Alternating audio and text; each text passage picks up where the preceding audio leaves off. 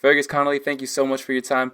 Really looking forward to chatting with you and having you on the show. For the listeners at home who don't already know you, would you mind just getting a little bit about your background, your influences, and kind of where you are currently? Um, well, first of all, thank you for having me. Who I am, I think I'm still just a student of performance. Mm-hmm. I'm just somebody who started out playing sport in Ireland, if Yeah. you haven't gathered that from my accent already. And I've just been, I wasn't a great athlete when I was starting out. Mm-hmm. And, I did the only thing that that I knew to do in a case where I had to get better, and that was study, read everything I could about sport, strength, speed, and Mm. reach out to people and ask for help. Yeah. And I'm still doing it. I've been fortunate on my journey to meet and learn from some great coaches, and I've tried to share those lessons in, first in Game Changer, and then more recently in my last book, 59 Lessons, to try and share the lessons or pass those lessons on that I learned from some great coaches and legends in our industry. That's awesome. And to pull on that thread a little bit more, right? We were kind of talking before about strength and conditioning. It's right now it's quote unquote a profession, but a lot of times it just seems like a job, right? People go in, they punch the clock, they go home, and they kind of get stuck in that day to day of working 6 a.m. to 6 p.m. kind of deal or later. And it doesn't seem as much as like a fulfilling profession, right? So how can we, as young strength coaches, and that's kind of the motivation behind this podcast is like to figure out the bigger picture, right? So how can we, as young strength coaches and old strength coaches as well, make it more of a profession, raise the level? Well, this is going to sound like a book sales pitch, but I'm actually writing a book, a third book called Win Life, which is based on those experiences, my experiences in the industry. And I think it's a question that is not unique to strength coaches. I think it's a question that many professions face. And really it starts with you as a person, who you are, what's important to you, what your identity is, what you feel your purpose is in life. And not to get too deep, but if you will have to face those questions or answer those questions at some stage sooner or later, because of the nature of the industry. Now, in my opinion,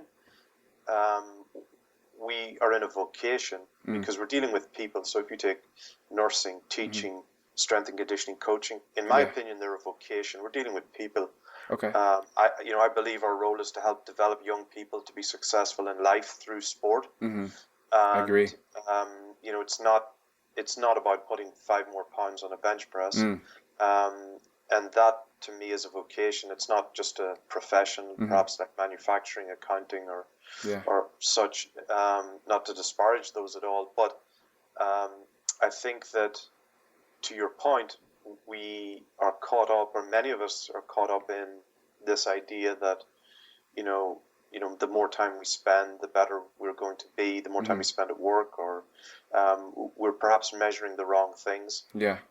But I think that's a function as well of the bigger industry in terms of sport.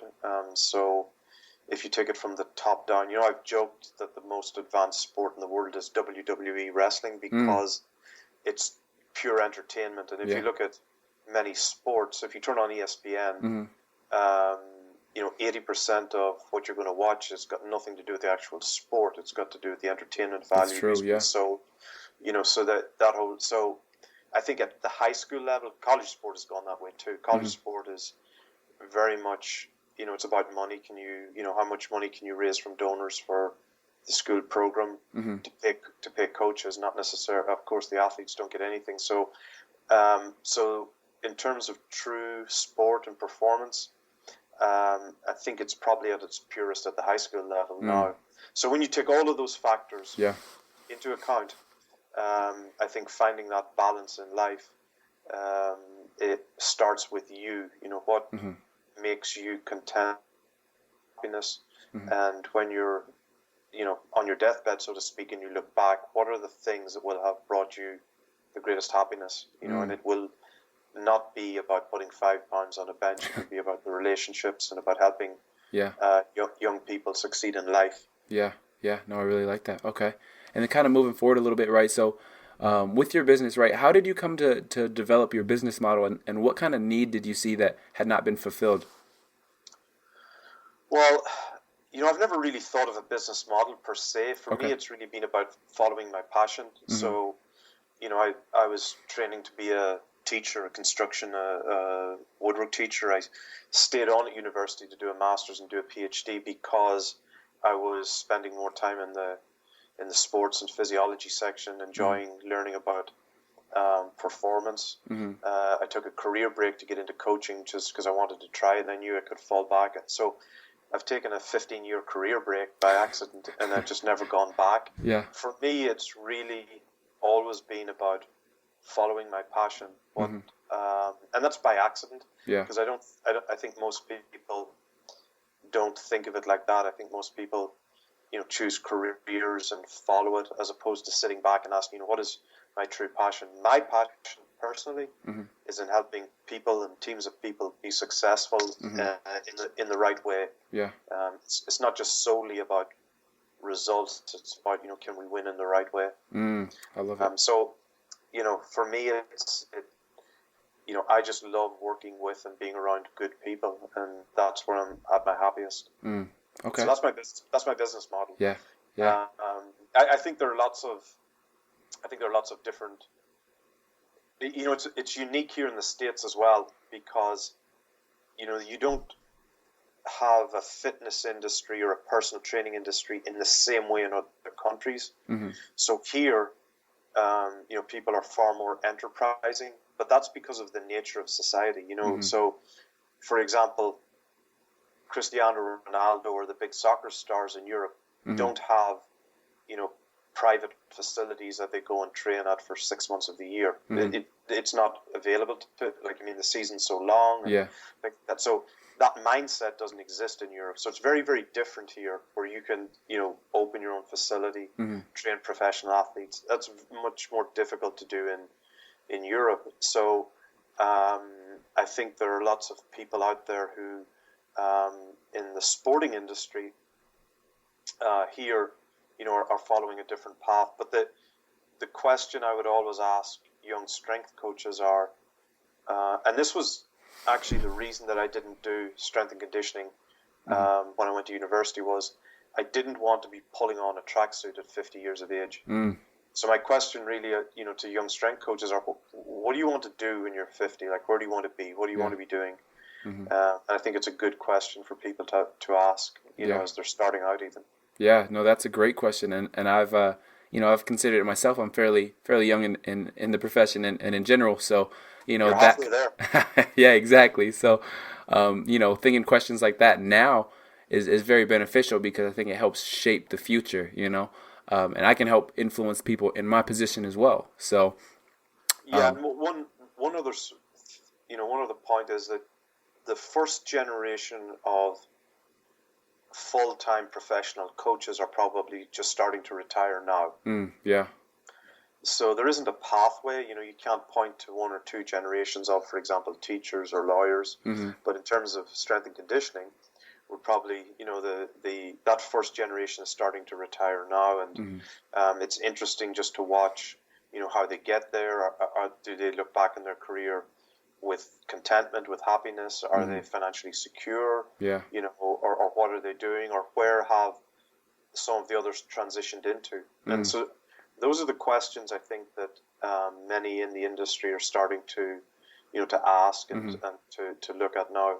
For me personally, because I've never just truly been interested in strength and conditioning alone, for me it's the holistic performance. So it's sharing those lessons with, the corporate world, with the tactical world, as well as, continuing to mentor in sport. Yeah, yeah. So what advice would you have to other people, younger people, say people in my position that have kind of that same passion, right, for the holistic wellness and that feel that they can either provide a service or kind of create something new? Well, I think one of the things that you have is, so if you look at society, teachers, there will always be teachers, there will always be attorneys, there will always be whatever. I think in strength and conditioning, I think that title has to evolve and has to change. Yeah. Because it's a lot more than just a strength coach, someone who just counts from 1 to 10 3 times as you bench. Yeah. So what is the role? One of the best questions I was ever asked by a colleague was about preparing a team was, what's the game going to look like in 5 years' time? Well, what's the industry going to look like in 5 years' time? I think most of us would agree the name strength and conditioning is a little bit archaic. There's more to it than that. So, take that aside, whatever title you want to put on it. What is it going to look like, and what are the skill sets you're going to need? But regardless, to be a good, for example, if you're to be a good electrician, well, the more you know about building and the more you know about plumbing, the better you can work with builders and plumbers. Same with strength and conditioning. The more you know about rehabilitation, medical, psychology, nutrition, the better a strength and conditioning coach you can be. I like that. Okay. And then kind of moving forward, right? Will you talk a little bit about leadership culture and what that is? Yeah. So I've a master group of young coaches that are moving into the performance director role, which is one route, as athletic directors or associate athletic directors. Yeah. And one of the things we spend a lot of time discussing are leadership and leadership qualities. And leadership is very, very different to management. Managing people is but it's about organizing people, having structure. But leadership in itself is about communication. It's about creating a vision. It's about helping people come together as a group and bringing that group forward. A lot of it is about how you yourself, prepare, carry, and organize that. To me, much of leadership is about facilitation. So if I've got a group of people, how can I facilitate them being the best model or version of themselves for the betterment of the organization? So it's how can you facilitate? But also you have to create a vision. You have to create inspiration. You have to motivate people, and you have to lead the way. That's essentially what where it comes from. Okay, I really like that. And then moving forward, some more of the services, say on, for example, your website, right? So one of the other things was corporate athlete and professional development, right? Will you touch on these a little bit? So in terms of professional development, I saw an article. I have it on my laptop. I haven't read it, but I think it's from the CEO at Amazon, Jeff Bezos. But the core quality that he identified as distinguishing good from great or from successful people was the ability to continuously critically analyze your own work, and that's what really drives continuous professional development in my mind. Yeah. Are you continuously getting better? Still having, but you have to have a balance. You have to be able to know what you're good at and maintain self-esteem and know what your qualities are, but to continuously, critically look at yourself with honesty and go, okay, I'm good here, but I'm quite poor here. This is where I need to improve. That's very, very important. With the corporate athlete or the executive athlete, what you're talking about are in the executive world, you've got so many people who do neglect and sacrifice their health. Heck, we do it in our own industry as well. We neglect our own welfare, our own mental health for the outcome. Yeah. So it's helping find that balance for the type A personality. Yeah.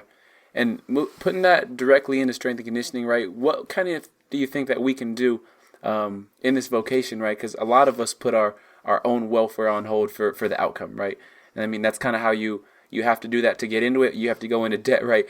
Go into internships, not getting paid, all this kind of stuff to even get a foot in the door, right? So will you kind of just touch on that a little bit? Yeah, we all have to do it, and we all start there. And I think it's a good thing. I think one of the things that you see at the college level in some cases is you see a sense of entitlement from young athletes coming in who get too much too soon or who are recruited heavily, and they come in with this sense of entitlement. On the other hand, a strength coach very often has to start from scratch, so they're generally quite humble, prepared to do anything. Yeah. Now the other side of it is sometimes they overwork and they spend too much time. In my own case, even recently, as many know, I got a DUI. I was working at the University of Michigan. I was doing 2 roles. I was director of performance, or operations, director of operations left. I took on that role, and I was doing so much that I wasn't, just aware of the politics going on in the organization. One of my jobs was advertised online, and then I got a text message from the AD's assistant to move office. And to make a long story short, I just didn't handle all of the politics, the undermining, and the stress well, and ended up getting a DUI. And that was a direct consequence of me not looking after myself. After that happened, the number of calls, text messages, emails I got from other strength coaches who wanted to make sure I was okay, but also saying to me, Fergus, I've been in that situation, or you don't know this about me, but I'm in a really dark place at the minute. Yeah. And I've cracked, mine didn't make the news, or people don't know about it, but this is what happened to me. So it is certainly an epidemic in the industry where many of us are working excessive hours, under a lot of pressure, and not keeping a balance. But I think we don't have anyone else to blame other than ourselves, because we allow, the industry to, we fill that need. Now, one of the things that and again, this was to my detriment, but were to the people who worked under me, was trying to make sure that they got home early. But I wasn't looking after myself. I was trying to look after others. But it's, if you don't need to be in the office, you shouldn't be there. Yeah. But we all know strength coaches are in. I know of some organizations having meetings at 4:35 a.m. in the morning, and then staying until 7, 8, 9 o'clock at night. But here's 2 things. One, nobody cares. Yeah. In most cases, the organization don't care. Yeah. And secondly, it's not helping you. It's not helping you. We can do it for a short period of time. There's no doubt. Anybody can do it for a short period of time. But everybody has a limit. Yeah. And I think I'm not saying that you shouldn't work hard, but you need to keep a balance. Yeah. And you need to look after yourself, because life is more important than simply, counting reps in a weight room. Yeah.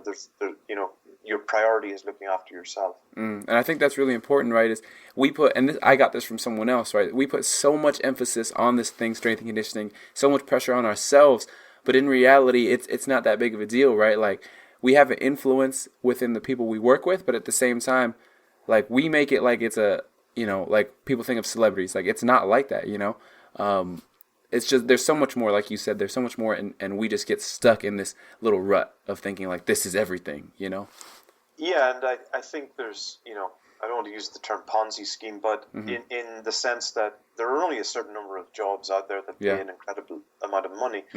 Most others are average pay. There's plenty of strength coaches out there who are struggling to, take care of their family and, take care of their children and stuff. It's not a very prestigious job or a very high-paying job. Yeah. However, and I think one of the things that we need to be aware of as well is that you can go down a rabbit hole in terms of actual strength and conditioning, in terms of techniques and X, Y, and Z, or you can, improve the breadth of the things that you can offer. I think that's quite important. Yeah.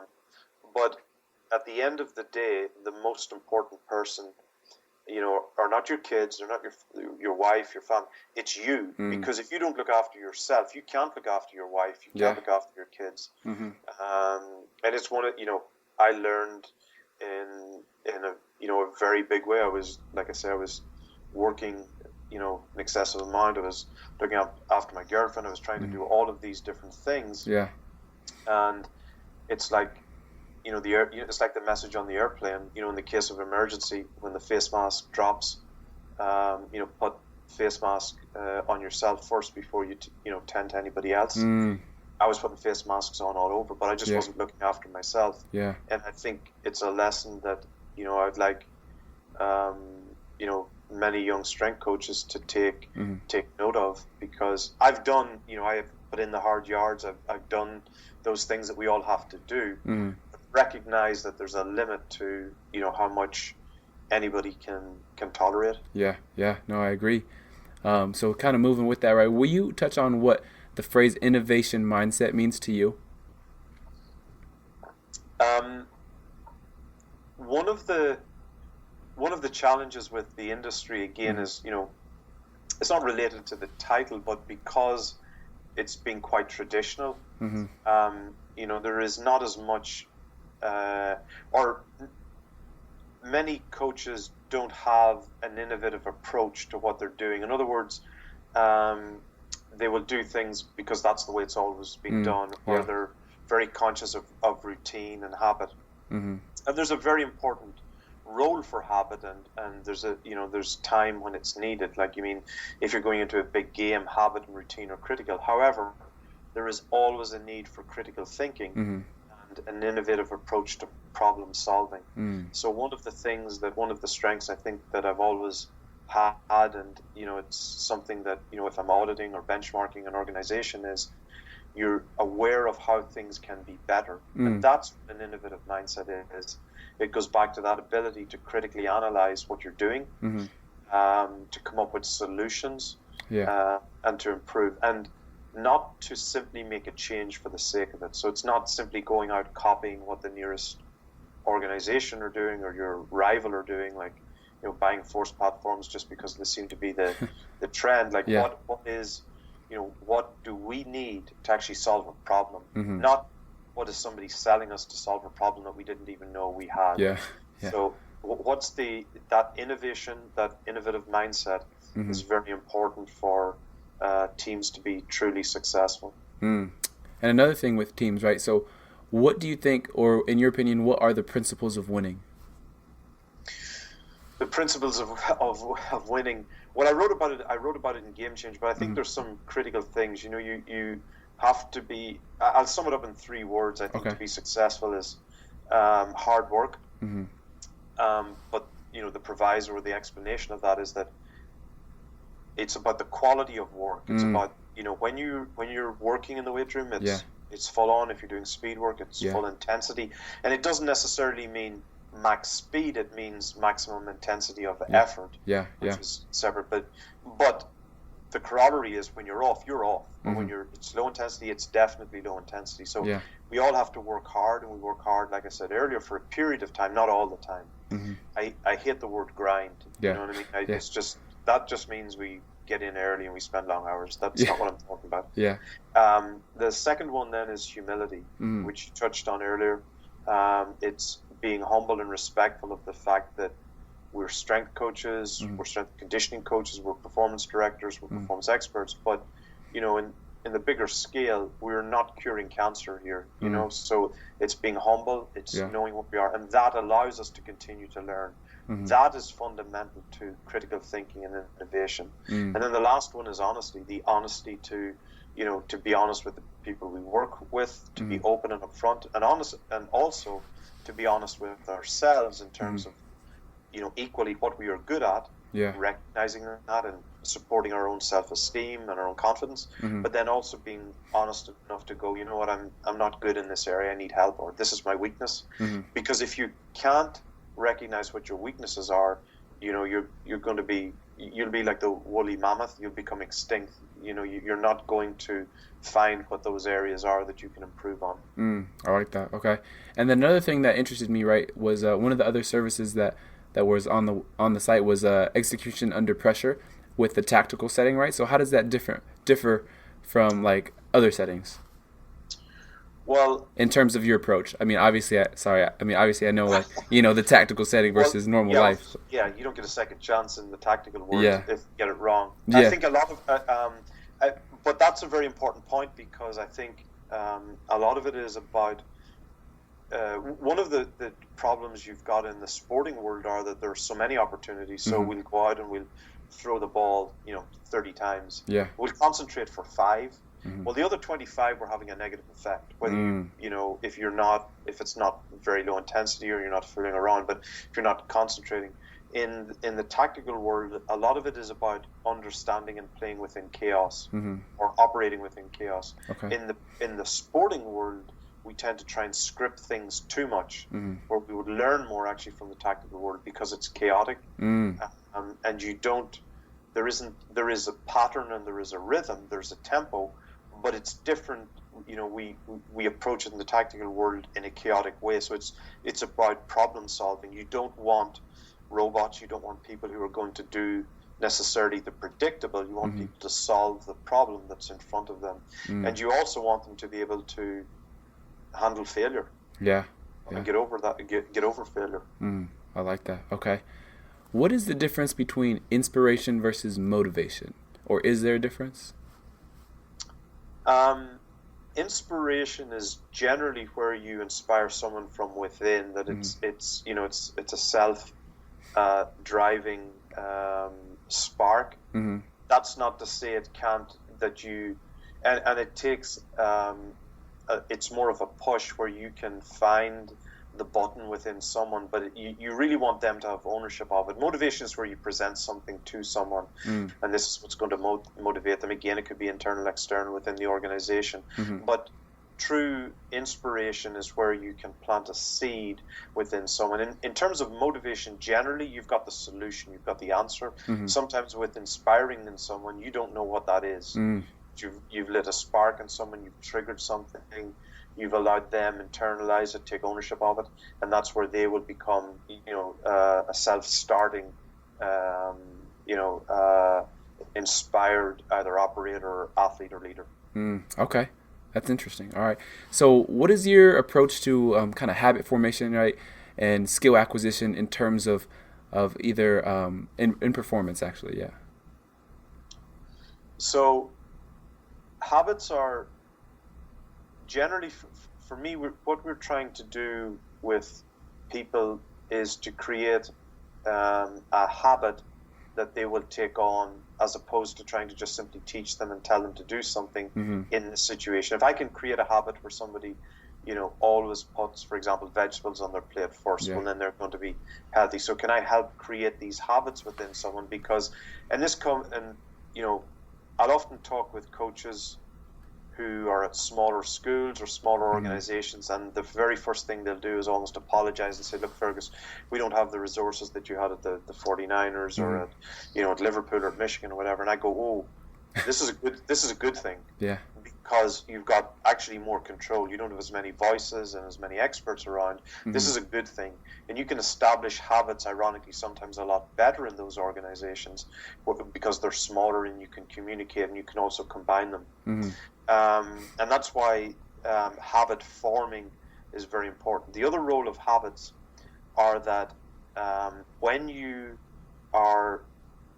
have to execute, habits allow you reach that point, find the zone, so to speak, and reach that comfort zone where you can execute properly. So, when we're, if we're traveling somewhere, I want these things to be habits. You'll sit in the same place, we'll have the same food. So I've got that comfort zone right up until you need to perform. Because the performance aspect is going to be chaotic. It's going to take a lot of mental demand. I don't want a chaotic, bus trip, food, hotel stay. I want that to be as organized as possible and as comfortable as possible, so that the spare mental capacity and stress is available to handle the actual performance. In terms of skill acquisition, the skill must be performed under pressure. It must be performed in context. Catching balls from a jugs machine or just throwing balls into a bin in the corner of an indoor field is that's got no relevance. Those are trick shots. They're not going to help your person operate, your player, your elite athlete operate under pressure, or your operator. So it's creating the environment, the context in which they have to execute. Now you can increase and decrease the complexity and stress, but it must be done in context as much as is possible. Yeah. Okay. And so we've kind of been talking on like byproducts of athletics, which you can kind of look at as a business, right? So in the broader sense, whether it be like crunching numbers business or athletics business, why do people fail in business in general? People fail in, I forget what the percentage is, but the majority of first-time businesses that fail not because of the knowledge and the expertise, but they fail on the business side or the application. So in essence, it's like a good strength coach, or like a strength coach who can talk to you all day long about Fergus and Azurin and all of the great experts, but can't teach a squat. Okay. So that's in terms of, it's not about, so in other words, it's not about knowledge, it's not about data, it's about the ability to apply it. Okay. So in business, you've got many bright people who are very good, who know their knowledge exceptionally well, but they can't apply it. This comes back again to the honesty, sometimes to humility, in terms of being honest enough to know, okay, I know my subject matter exceptionally well, but I can't deliver it. I need help. I need to either get someone in to do it for me, or I need to learn it, and I need to learn it fast. So there are lots of very bright strength coaches. Yeah. And perhaps it's sometimes like saying, listen, really my career should be in academia because that's where I'm best suited to. Whereas there are some other, academics and researchers who actually might be better in the applied world because they've got great personalities, they can deal with people, they're more comfortable doing that. Yeah. Interesting. Okay. And then shift and focus a little bit, right, into more of like influence and kind of mental skills and stuff like that. So how can we within athletics start to better serve the populations within our sphere of influence? Well, everything is psychological. This is one of the things that people, get wrong about psychology, and is that, I use this quote all the time. You're not going to solve psychological problems by spending 20 minutes in a dark room with a psychologist once a week. If somebody has a self-esteem issue or a self-confidence issue, and they spend 20 minutes or an hour with a psychologist once a week, that's great. But then they go out into the weight room and the head strength coach is abusing, abusing them is a relative term, but being hard on them and chastising them and whatever it might be. Well, that's done, not only undone the 1 hour's therapy session, but it's damaged the athlete again and undermined any work that was done. Yeah. So everything is psychological. That's why there's a need for a holistic approach to performance. That's why strength coaches don't need to become psychologists, but they do need to be aware of the impact they have, particularly since, for example, the strength and conditioning coach spends so much time with the athletes, on a day-to-day basis, managing everything for them. Yeah. So with that, right, how can we kind of set up our athletes, whether it be in college or if we're in high school setting, how can we set them up to be more successful in sport and in life? Well, I think the very first thing is to recognize that sport is a subset of life. So understanding the person before the athlete. Who are they? Where do they come from? What are their fears? What are their needs? How do they react to challenges? What's their personality like? All of these things, that's the person. So the more you understand about the student, before they walk in through your weight room, that's critical. I use a very, very simple model of spiritual, cognitive, and emotional in terms of just creating a very simple profile, spiritual in terms of teamwork and social and their interaction, and just assessing where they are. Like, are they a social animal? How do they treat people? How do they view the world? Emotional, how do they manage stress? What are their primary emotions? How do they respond to others? How do they respond to certain situations? And then cognitive, how do they process information? How do they learn? And within those three categories, very, very simply, you can create an interesting profile of the athlete. So if there's someone who tends to work on their own more, well then, you're aware of that and you can allow them to do work on their own because they'll focus more. But if they need to be around people, if they draw energy from others, well then putting them in a group or putting them with a partner, you can get more. Cognitively, do they need little pieces of information, or can you give them the whole program and they'll just go away and do it? Or do I need to constantly remind them? Emotionally, are they going to struggle with failure? Do I need to support them? What's their self-esteem like? How do they react to criticism? Are they better with a pat in the back or a kick in the backside, which motivates them? So understanding, the and again, that's got nothing to do with whether they're doing a single leg or a double leg squat. That's just in terms of now having the whole department come together and have a brief discussion about each athlete and knowing what's going on in their life, whether their girlfriend just left them, or whether their mother's ill at home, or whether there's some other issue going on, the father's facing a legal issue, or whatever it might be. Knowing those things, you can support the person who is the athlete. I like that. Okay. And it kind of just goes back to that holistic model, right? Absolutely. Yeah. Okay. And then you alluded to it a little bit, right? But will you talk on mental toughness, what that actually means, and how we can actually help athletes adapt to be mentally tougher? Yeah, like, I've been fortunate to work with some people in the special operations community, and when they see, videos of some of the things that are done at the college level in terms of mental toughness and some of the drills that are copied from them, they shake their heads, they cringe.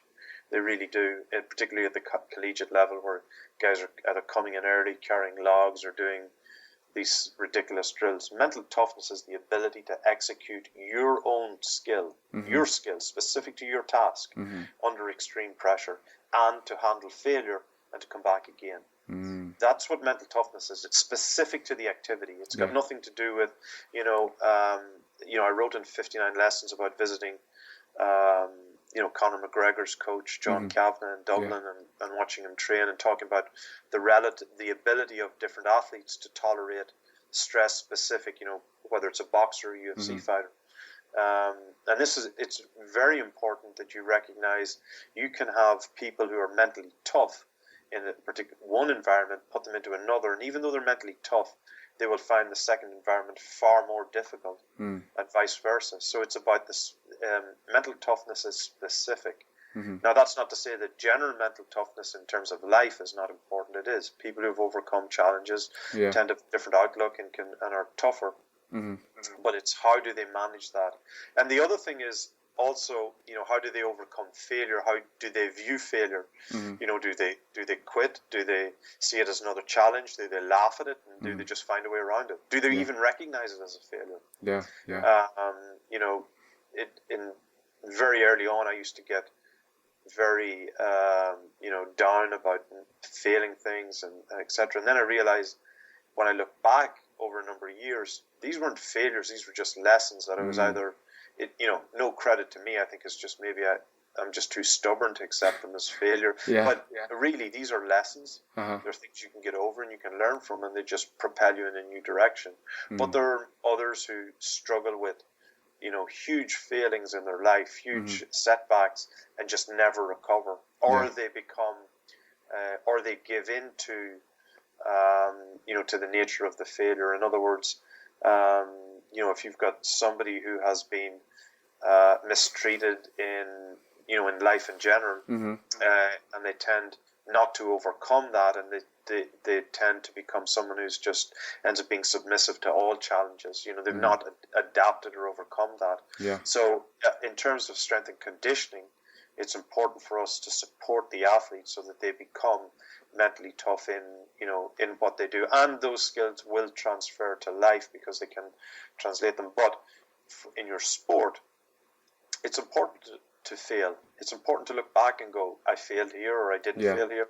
Or it's important to look back on a game that you won against a team that you should have beaten easily and go, we won on the scoreboard, but we actually failed. We didn't live up to our standard. So that's why these things are important. But failure is important because it's the fastest way to learn. I like that. Okay. And then we talked a little bit about burnout, right?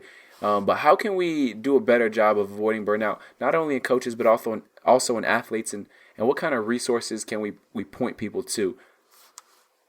Well, I think it's difficult for us to speak about burnout as a profession if we're not looking after ourselves. I think one of the first things that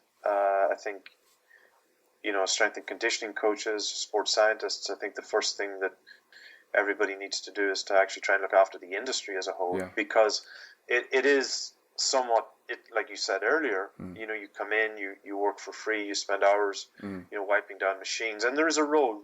It's important to do that. It's important to learn. It's important to recognize the opportunity you have. But the biggest issue in strength and conditioning is the disparity between in wages. Between a head strength coach and assistant, or different roles. Now that's the way it is here in the US. It's a little bit different in Europe. There's not as big a gap, but I think that it's important that the industry perhaps tries to protect the service and the vocation that it is, because like I said, nobody's curing cancer here. When we should all be trying to look after the industry and protect the vocation as it is.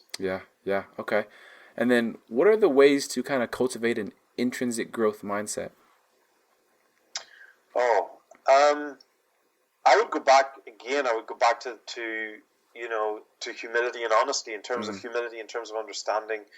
I've made more mistakes and failed so many times, and the more I learn, the more I realize how little I know. It's something that Dan Paff said to me almost literally word for word, last year in Arizona. I think the more that you coach and the more honest you are about observing your so-called achievements and looking at them in light of your failings, I think you realize how little we actually truly know about performance. I can write about it and I can talk about it and give my perspective, but I still keep learning more and more each day about how to improve, how to get people better. There are things that I've done before I would cringe at and go, oh, I wouldn't do that now, but it's that growth mindset comes from knowing what our goals are and reflecting on wins and losses. And I've said it repeatedly. You should view a win and a loss in the exact same way. Attack both with a really critical eye with a view to improving it in order to get better. Yeah, okay. And then part of this mental skill stuff, right? How can we work on our concentration? Well, concentration it's closely related to mental toughness in that, mental toughness is the ability to execute a particular task under pressure, and to repeat it. And the ability to focus on that task means identifying what is important and not being distracted by it. And you see it particularly in operators where they know what their task is, they're confident in their own ability, and they're going to execute it. They're not going to get distracted by other things, and they have a tunnel mindset. This is what I'm going to do.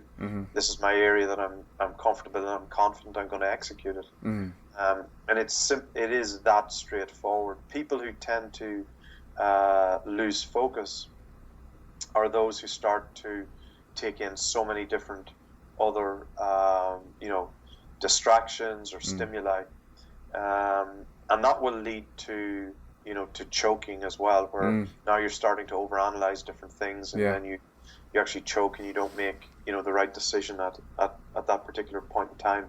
And it's interesting. I was speaking with Tony Blauer, who's a fabulous coach, who talks about fear, and he's a brilliant fear coach, but he was explaining to me the difference between freezing and choking is that an amateur with no information is going to freeze, but a professional with lots of options is going to choke because they're going to start to process all of these different options that they have available to them.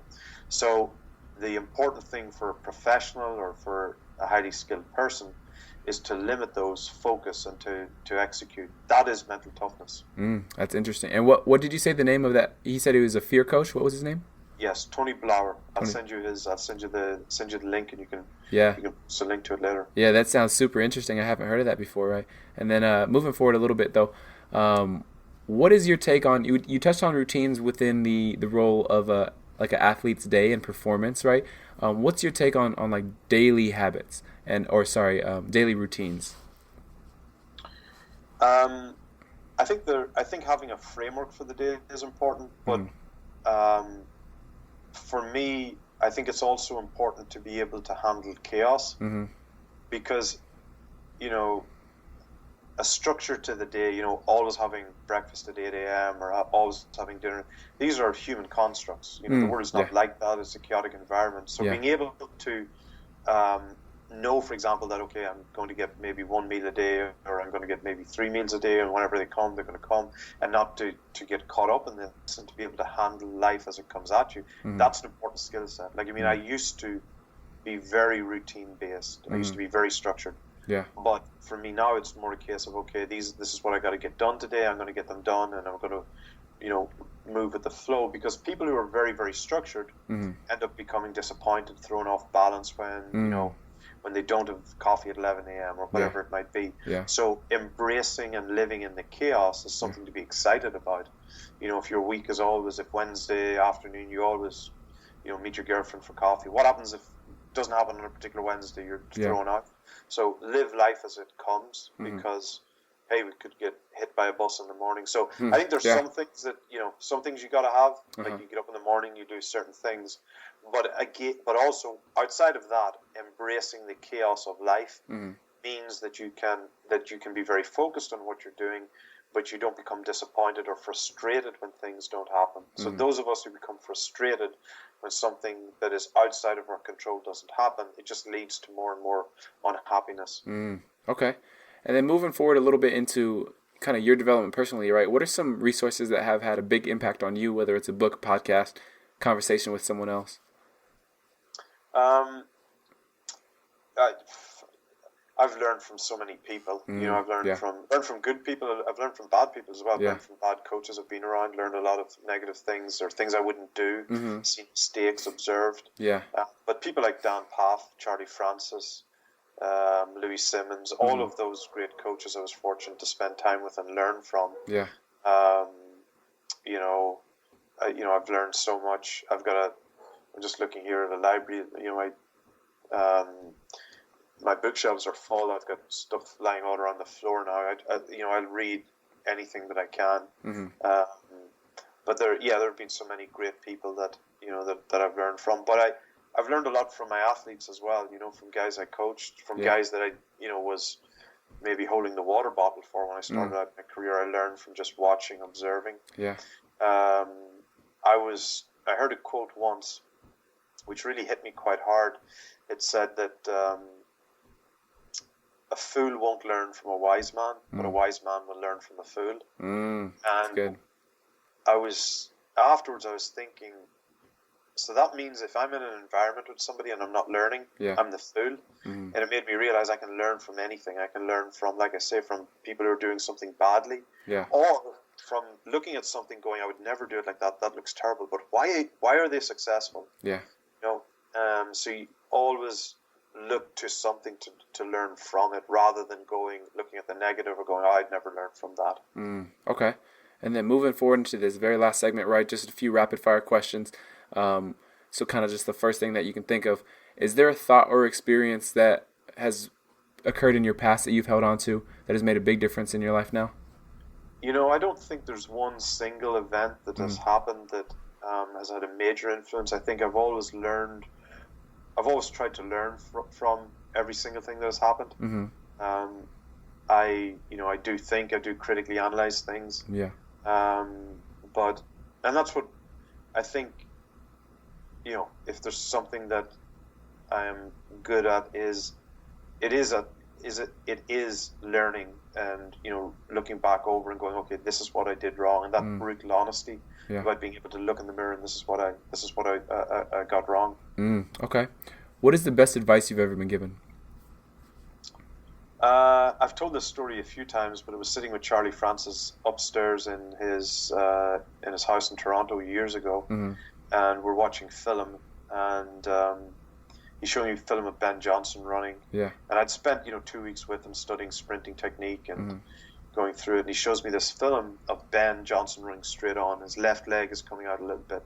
So after 2 weeks of studying sprinting technique, I go, this is Charlie, I think did you change his left leg? And Charlie just doesn't even look at me, just keeps looking at the computer screen and goes, Fergus, he's running 9.88.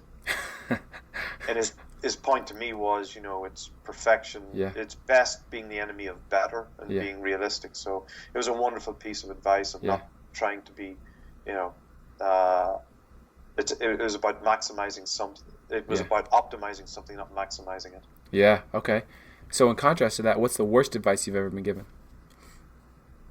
Oh, worst advice? I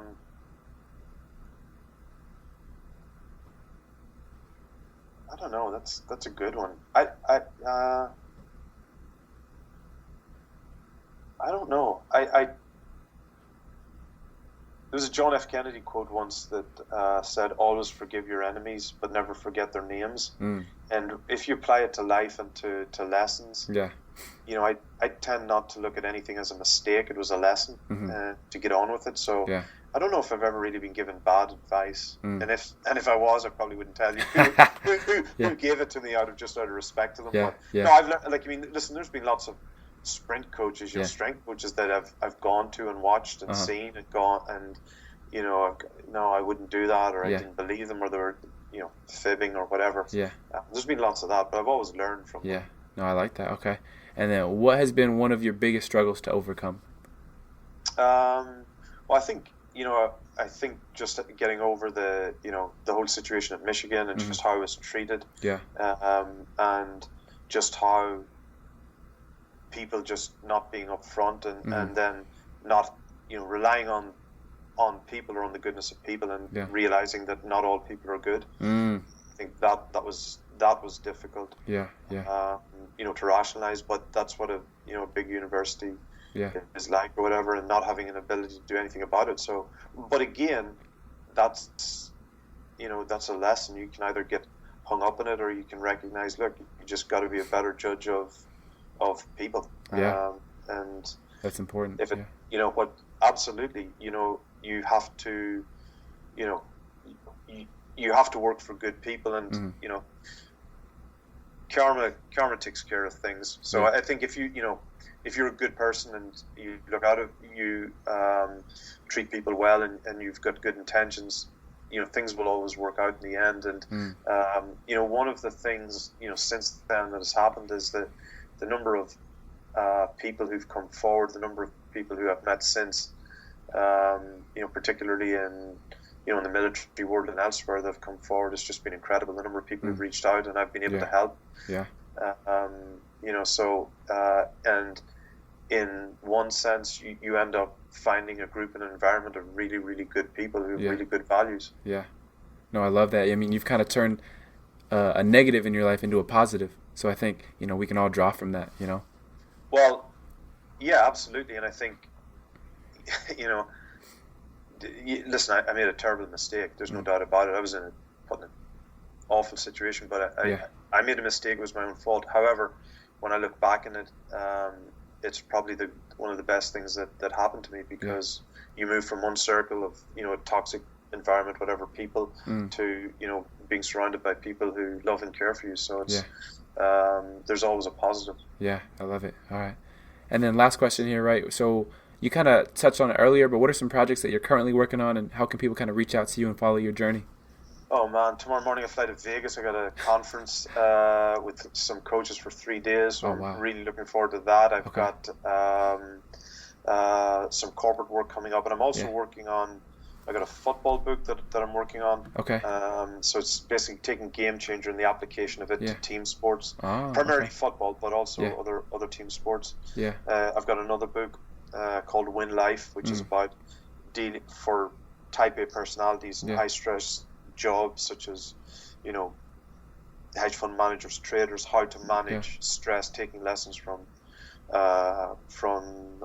sport. And I've got my master group of performance directors or upcoming performance directors. So I'm pretty busy. But anyone who knows me, knows that it's just a labor of love. Like I said, I took a career break. Was it 15 years ago? And at some stage, I have to go back. I'm joking. I think it was a 5-year career break, and my time has run out. But I'm just following my passion, which I think is probably the best piece of advice I can give to any young coach coming through. Don't be confined by the label strength and conditioning coach. Be who you want to be. Yeah, that's huge right there, and that's a perfect place to end it, right? So last thing here, right? So how can people kind of reach out to you and follow your journey? Yeah, my website, fergussconnolly.com, or on Twitter, Facebook, Instagram, mostly on Twitter. And, if I can help anyone, just drop me an email. Fantastic. Thank you so much, Coach. This has been fantastic for me, and I know it's going to be great for a lot of other people. So once again, thank you for your time, and I really look forward to connecting again soon in the future. John, thank you very much for having me. Appreciate it.